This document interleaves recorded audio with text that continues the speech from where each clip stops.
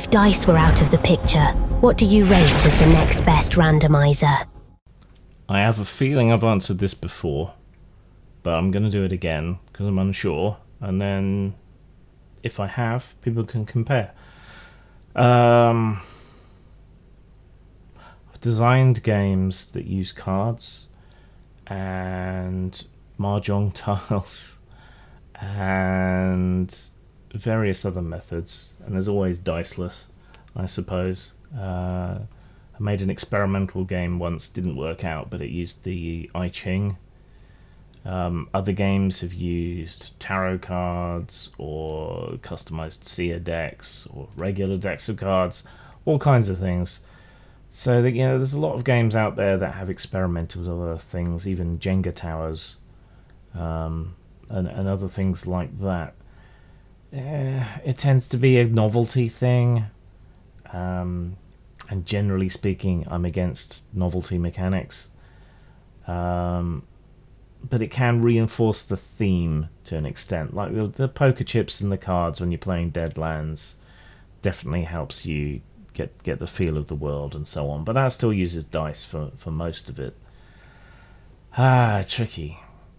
I guess something I'm not surprised, but there's an option that's widely available to everybody now that people haven't really cottoned onto, and that is random number generators. So that you're no longer bound to the number of sides that a regular solid can have, right? You could have any range of numbers using a random number generator. So there's a friend of mine, a pet peeve of his is that in a lot of games, you attack someone and you do the lowest amount of damage with a dagger, and that's maybe 1 point, and the highest amount of damage you do is like 4 points, but then something else like a falchion or something does 2d4 damage, so the minimum is 2. Well, you could barely hit someone with a falchion and it's not gonna do any more damage on a tiny little nick than the dagger would. So why isn't the minimum 1? And the answer is because it's 1 to 8, and we don't want to use d8 because reasons. I don't know.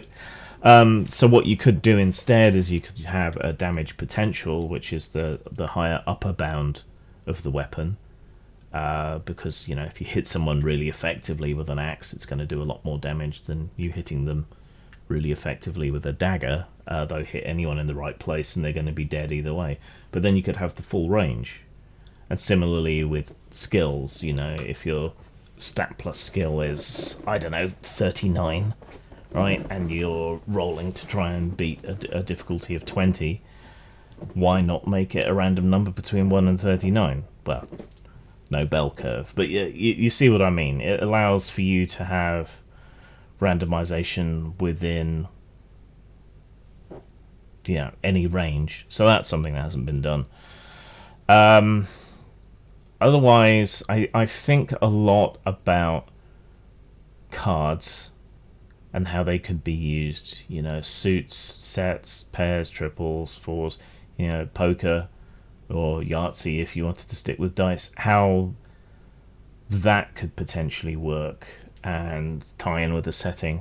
And similarly to the random number generator, if you could have characters represented by decks of cards, and then you choose your actions each turn according to what cards you have, or you hold on to some of them and you wait to hopefully get some other complementary cards on the next turn. So that could create some sort of tactical play. But then custom cards and so on, you can get cards print on demand now, and you can even get randomized decks or boosters done through some sites, but print-on-demand cards don't tend to be terribly cost-effective for the designer, and it would need a lot of playtesting and thought.